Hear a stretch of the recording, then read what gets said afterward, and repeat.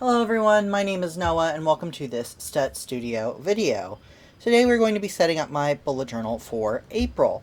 We're going to be trying some new things, something a little different than what I usually do, but we are going to be theming this month around a book that I have read previously, just like every month so far this year. We are going to be referencing Never Whistle at Night, which is an anthology of spooky stories all told by Indigenous authors. I will pop the cover up here so you can see kind of what we're going off of. And yeah, that's, pretty much what we're doing this time. So this is an Archer and Olive B5 bullet journal. It is a faux vegan cover. It is, a pretty good size. I've got my Posca pens, my Molotow pens. I've got some Otographic liners, some Higgins black ink, and a white gel pen, a Uniball Signo gel pen.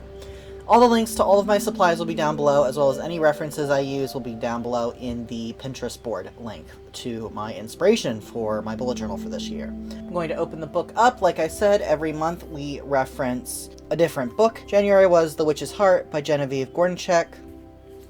February was Gideon the Ninth by Tamsin Muir. March was Queer Heroes of Myth and Legend by Dan Jones.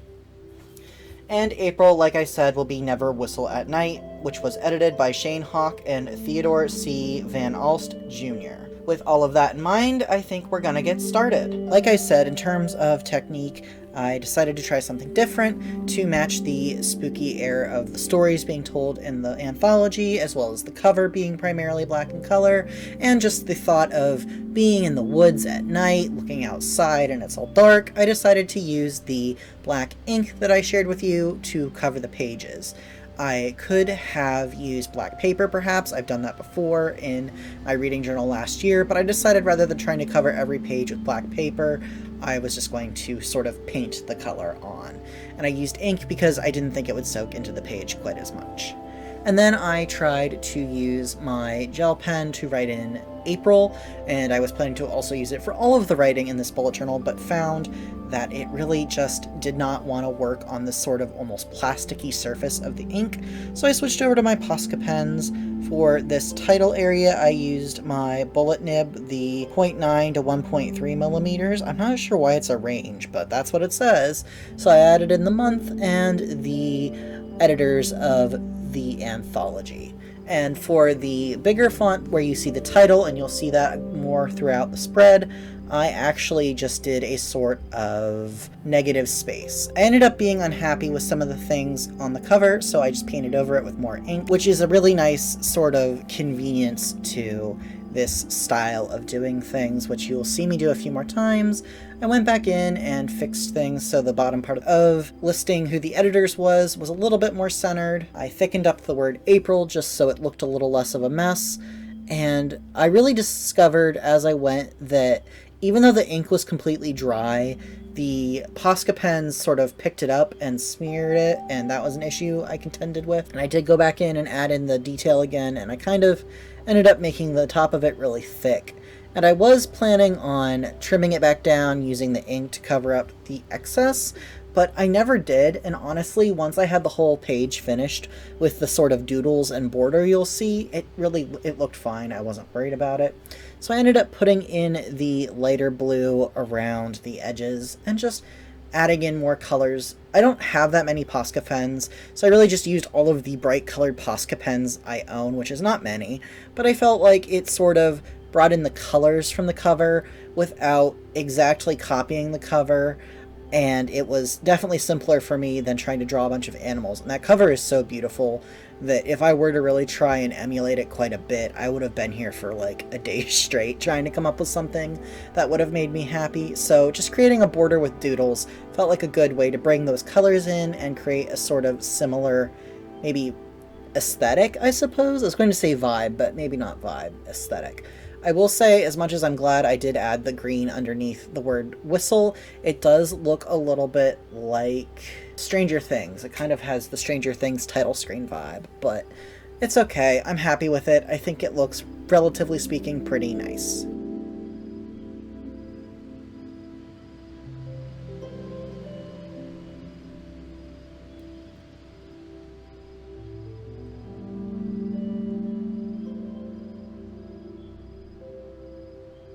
I found it was so satisfying when I went in and erased all of the pencil for the font and just any other pencil marks.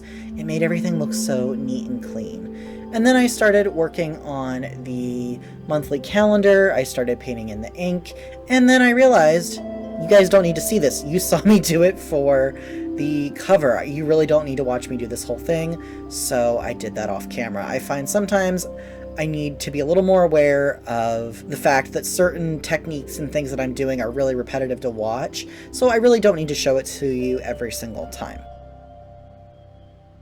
Once I had the space around the calendar all filled in, I went back in with my white Poscas and started titling things, and with my Odo graphic liners, my preferred pens, and marking in the calendar. I actually forgot, I'm realizing now, looking back, to include the days of the week at the top of the calendar, but that's okay. I do know that this is a Monday start calendar, so I can look at it and just kind of use critical thinking to know what day of the week it is. I would usually include that. I also realized this is the first month that I've done in this bullet journal where I didn't use any stamps at all, and that's just because all of the spare space was filled in with black, and I don't have any white stamp ink. I tried to find some before, and I've never had a lot of luck. But also, I really wanted some cursive in with this to balance out the really strong block lettering. And I don't know, it kind of felt maybe ghostly, sort of, to have the swooping lines and the curves and all of that. Just a little more ethereal and spooky. So I did date the calendar, and I did it correctly the first time around. I often make mistakes with that. I don't know why. And again this month, I decided to include my weekly and monthly reviews on the monthly overview spread. It seems to be working for me so far, so that's what I'm doing. And I also included the key because I like to color code my tasks, so when I'm looking at the spread overall, I know what's what. And then I flipped back to check what weeks were going to be in this month. I did actually accidentally include week 14 in my previous month, so it's kind of in here twice, but that's okay. So I labeled each review, and I went back in and touched up all of the writing with the Posca pens to try and cover up any black smears or sort of tracks where the ink didn't quite lay down right. And I went in and labeled the reflections, and then it was time for the one and only quote in this whole bullet journal setup. The quote is, "I've had many names, none of which you would recognize. I am the Night Mother. I am the last wet gasp of a punctured lung. I am the quiet sound of blood cooling in dead veins. I am the end of all things, and all that end are in my domain." Which is a quote from one of the stories written by Norris Black. I wish I had the title of the story, but I don't, so we'll just have to manage without. And I do kind of wish that I'd included more quotes because the writing in this anthology was just so good. It was such a good anthology. It was so strong. Every single story I thought was very well written and very interesting, even if maybe not every story scared the crap out of me. I find it very hard for me to resonate with or love every story in an anthology usually, but this one was just amazing, and I didn't find that to be the case this time. I added more doodles in around all of the different blocks with my Posca pens.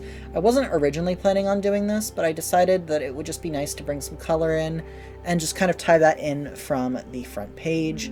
So that's what I'm doing here. I just used different colors and created little borders and just doodled. It was fun to just get a little creative and not worry about things too much. I will say for the Molotow pens, I don't like them as much as the Posca pens. Their color feels less opaque. It's more of a watery, transparent color, but it does the job in the end. So if you only have access to Molotow pens, I wouldn't say maybe don't get them. They're fine. I just prefer Posca pens personally. And then the next spread was the Books Read spread. I was very not sure at first whether I wanted to leave the spot where the book review and the cover would go in as the negative space, which is what I did end up doing, or do it the opposite where only the spots that the books and the reviews were going to be make those black, so I had to write over it. And that was kind of nixed. I decided not to do that when I realized how much my gel pen did not like writing on the black ink when I put it on the page, so I decided it'd be a lot easier to just write with pen on the white paper. And then this next page is my first weekly spread. I'm trying something new with my schedule. If you watched my recent quarter 2 scheduling and quarter 1 reflection video, which I will link to, you will know that I felt like I didn't have a lot of time for things, and I wanted to sort of rework my schedule to figure out how to more efficiently use my time. And this is one of the things that I'm going to try, having 1 week dedicated to making all of the content for my business that I will need, my business Stet Studio. I don't just have a YouTube channel, I do have a business, and I find that sometimes, like I said, I just don't have enough hours in the day. So I'm trying 1 week, like I said, where I do all of the reels, all of the photos for Instagram, all of my YouTube videos, my newsletters that get sent out to my mailing list, and then my blog posts, which I do 2 a month of. So the idea is that over the course of the week, this is really all I work on during the day. It's my main goal, my main focus. Obviously, there are some maintenance things I will need to keep working on, but this is the focus. And hopefully by the end of the week, everything I need for the month is created and ready. So that's what's going on the left, and then on the right is just your basic rolling weekly, or maybe you call it Alistair method. It's something I've been using for the past over a year now, I would say, and I really do like it. So I didn't want to get rid of it, even though I was trying something different. So I did save a little bit of space for it, and that's what that will be. You can see I'm adding in all sorts of little calendars for the reels and the photos, and then a little sort of graph. It's almost like a rolling weekly, but not quite, for the videos, because there are lots of steps to making a video, and it helps to know how far I've gotten. I'm not going to be tracking whether I stay on topic for my schedule like I've done the past couple months, just because it didn't feel like it was really all that helpful.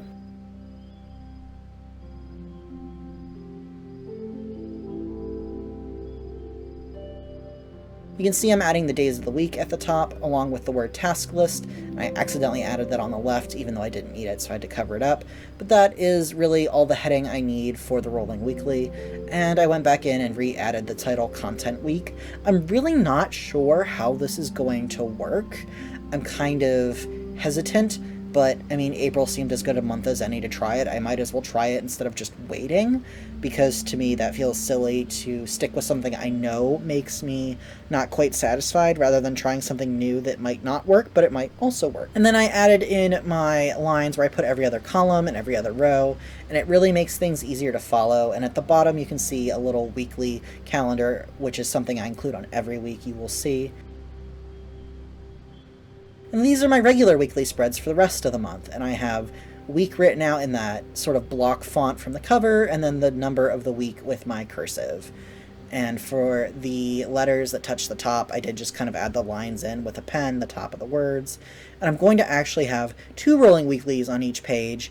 I'm trying this out just because I have more space, since I'm not trimming down the pages for Dutch doors like I've been doing. And so I'll have a personal rolling weekly and a professional rolling weekly. And at the bottom there's another little weekly calendar you'll see, as well as a space where I can brainstorm and sort of set my intention for the week in terms of my weekly goal for my business. Maybe for 1 week I really want to focus on updating my wholesale program and all of that. Then I can put that there and it will remind me. And it really is just something, I don't know how useful it's going to be, but it's something I want to try. I don't like the idea of every single week having one thing that I work on all week, but I did think it might be helpful to have something somewhere that would sort of point me in the right direction continually. I was thinking maybe in the future that could be actually where I write my reflection for the week, if I decide that I don't like having the weekly focus or weekly goal down there. I don't know. It's something that could be useful. Again, it's just something worth trying. I tend to not experiment too much in my bullet journal. I tend to find something and just use it until it works.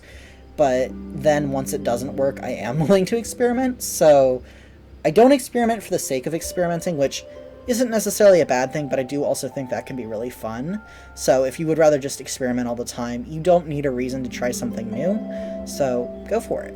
As you can see, I'm adding in my little weekly calendar, and it's never very big, but I don't ever really feel like I need much.